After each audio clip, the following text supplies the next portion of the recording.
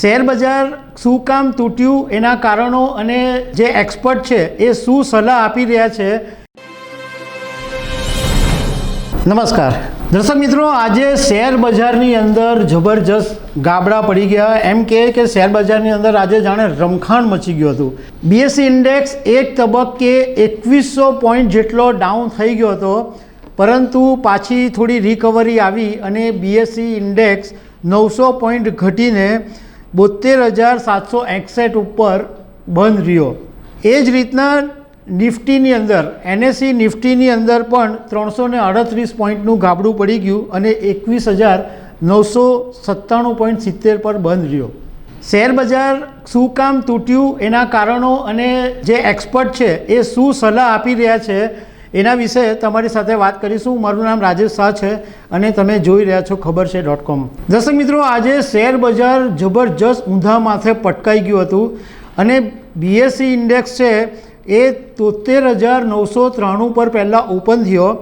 ઊંચામાં 74,052 સુધી ગયો અને નીચામાં 72,515 સુધી જઈ આવ્યો હતો. પછી 72,761 ઉપર બંધ રહ્યો. એવી રીતના નેશનલ સ્ટોક એક્સચેન્જનો નિફ્ટી 22,432 પર ખુલ્યો, 22,446 સુધી ઉપરમાં ગયો, નીચામાં 21,905 સુધી ગયો અને 21,997 ઉપર બંધ રહ્યો. 338 પોઈન્ટનું ગાબડું પડ્યું. આ તો મેઇન ઇન્ડેક્સની તમને વાત કરી, પણ જે સ્મોલ કેપ ઇન્ડેક્સ છે એમાં 2189 પોઈન્ટનું ગાબડું પડી ગયું અને મિડ કેપની અંદર 1646 પોઈન્ટના ગાબડા પડી ગયા. એટલે બધા જે નાની નાની કંપનીઓના જે શેરો છે એની અંદર તો રમણ ભ્રમણ થઈ ગયું. બધા શેરોની અંદર એટલા મોટા મોટા ગાબડા પડી ગયા છે. બીજું કે આજે શેર બજારના જે રોકાણકારો છે એના લગભગ 14 લાખ કરોડ રૂપિયાનું એક જ દિવસની અંદર ધોવાણ થઈ ગયું છે. બીએસસીમાં જે શેરો ઘટ્યા છે એ પાવર ગ્રીડ 7% જેટલો ઘટ્યો, કોલ ઇન્ડિયા 7% જેટલો ઘટ્યો, અદાણી એન્ટરપ્રાઇઝનો શેર લગભગ 7% જેટલો ઘટ્યો. આ શેર બજારની તમને વાત કરી. હવે વાત કરીએ કે શેર બજાર ઘટવા પાછળના કયા કયા કારણો છે. આમ તો મલ્ટિપલ કારણો છે. એક કારણ એ છે કે ચાઇના બોર્ડર ઉપર ટેન્શન છે અને આજે આપણા વિદેશ મંત્રી એસ જયશંકરે એક નિવેદન આપ્યું છે, એને કારણે પણ બજારમાં થોડું ટેન્શન થયું છે. બીજું કે રશિયાના પુતિને પણ એક નિવેદન એવું આપ્યું છે કે ન્યુક્લિયર વેપનનો યુઝ કરશે. આ બધી બાબતોએ પણ ટેન્શન ઊભું કર્યું છે. પણ સૌથી મોટું કારણ એ છે કે સેબીને એવો ડર છે કે હમણાં છેલ્લા કેટલાક વખતથી જે સ્મોલ કેપ અને મિડ કેપ શેરો છે એના ભાવો ગમે તેમ આસમાન પર વધી રહ્યા છે. જેનું કોઈ લેવલ નહીં હોય, જેના કોઈ પરિણામો સ્ટ્રોંગ નહીં હોય, જેના કોઈ ફંડામેન્ટલ મજબૂત નહીં હોય, એવા સ્મોલ કેપ અને મિડ કેપ શેરોના ભાવો ગમે તેમ ઉછળી રહ્યા છે. બીજું કે હમણાં ઈડીએ એક દરોડા પાડ્યા છે. મહાદેવ બેટિંગના ઘણો સમયથી ઈડીની વાત ચાલે છે. એમાં ઈડીના દરોડાની અંદર એક હરિશંકર ટિબ્રેવાલ કરીને છે, એની પાસેથી ઈડીને જાણવા મળ્યું કે આ મહાદેવ બેટિંગ એપના ઘણા બધા રૂપિયા સ્ટોક માર્કેટની અંદર આવી રહ્યા છે. સેબીને ઘણા વખતથી આ બાબતની ચિંતા છે કે ઘણા બધા લોકો માર્કેટને મેન્યુપ્લેટ કરે છે.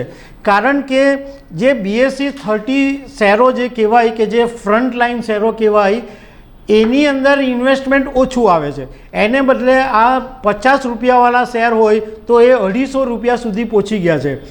આ બધી બાબતોએ સેબીએ મ્યુચ્યુઅલ ફંડોને પણ હમણાં ચીમકી આપી હતી, કારણ કે એસએમઈ આઈપીઓની અંદર પણ સારા એવા રૂપિયા વધી ગયા અને લોકોએ એની કમાણી કરી અને સ્મોલ કેપ મિડ કેપના શેરોના ભાવ વધ્યા એટલે સ્વાભાવિક રીતના રોકાણકારો પણ લોભમાં આવીને આ બધા શેરોમાં પડી ગયા છે.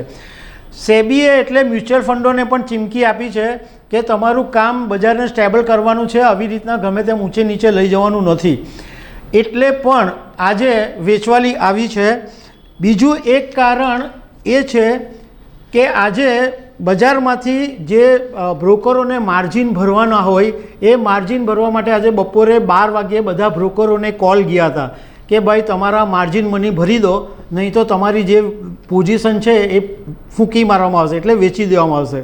એટલે માર્જિન એ લોકોને ફરજિયાત ભરવું પડે. હવે માર્જિન ભરવા માટે જબરજસ્ત વેચવાલી નીકળી, એ પણ એક બજાર તૂટવાનું કારણ છે.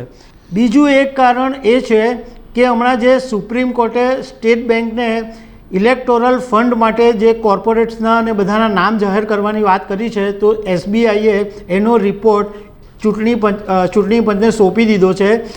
આ પણ એક પેનિક બજારમાં છે કે કોઈ મોટા કોર્પોરેટ્સના ફંડના નામ આવી જાય તો બજાર તૂટી જાય, એ પહેલાંની પણ આ એક વેચવાલી છે.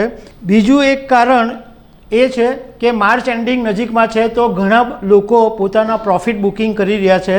અને બીજું એક નાનકડું કારણ એ બી છે કે અમેરિકાની અંદર અત્યારે જે સિચ્યુએશન છે એ જોતાં વ્યાજ દરો ઘટે એવી કોઈ સિચ્યુએશન ઊભી થાય એવું દેખાતું નથી. એટલા માટે અત્યારે બજારની અંદર વેચવાલી નીકળી અને આ બધા કારણોને લીધે બજાર તૂટી ગયું. હવે અમે 4-5 બ્રોકરો સાથે વાત કરી કે જે લોકો શેર બજારના નિષ્ણાત છે, એમની પાસેથી અમને જે માહિતી મળી અને એમણે જે સલાહ આપી, એમાં એમણે એમ કીધું કે આ વીક જે છે એ શેર બજાર માટે બહુ ઇમ્પોર્ટન્ટ છે. કાલે ફરીથી એક વખત સુધારો આવી શકે. અને અમે એક ટેકનિકલ એનાલિસ્ટ સાથે પણ વાત કરી, તો એમણે એવું કીધું કે નિફ્ટીનું અત્યારે 21,997નું લેવલ છે, પણ 21,800નું લેવલ છે એની પર જબરજસ્ત સપોર્ટ છે.